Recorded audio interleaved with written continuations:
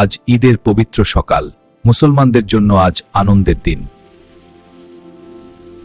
ঈদের দিনে পরিষ্কার ও সুন্দর পোশাক পরা একটি সুন্নত। ঈদের দিন সুগন্ধি ব্যবহার করাও নবী সাল্লাল্লাহর একটি সুন্নত।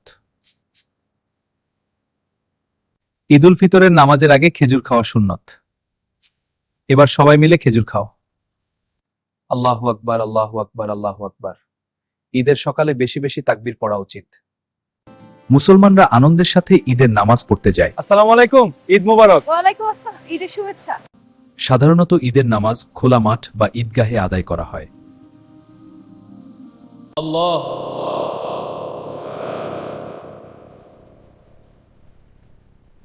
সবাই বলে ঈদ মোবারক, ঈদ মোবারক।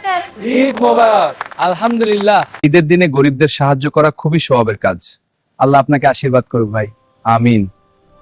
সদকাতুল ফিতর ঈদ উল ফিতরের গুরুত্বপূর্ণ একটি আমল। নবী সাল্লাল্লাহু আলাইহি ওয়াসাল্লাম ঈদের নামাজে এক রাস্তা দিয়ে যেতেন এবং অন্য রাস্তা দিয়ে ফিরতেন। আসসালামু আলাইকুম, ঈদ মোবারক। সালাম। ঈদের দিনে আত্মীয় স্বজনদের সাথে দেখা করা উচিত। শিশুদের জন্য ঈদ আনন্দের বিশেষ দিন। ঈদ মোবারক। ওয়াও, তো মজা।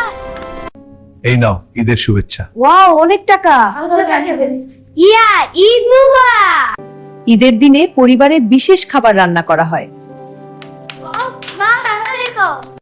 ঈদের দিনে আল্লাহর কাছে দোয়া করা খুব গুরুত্বপূর্ণ।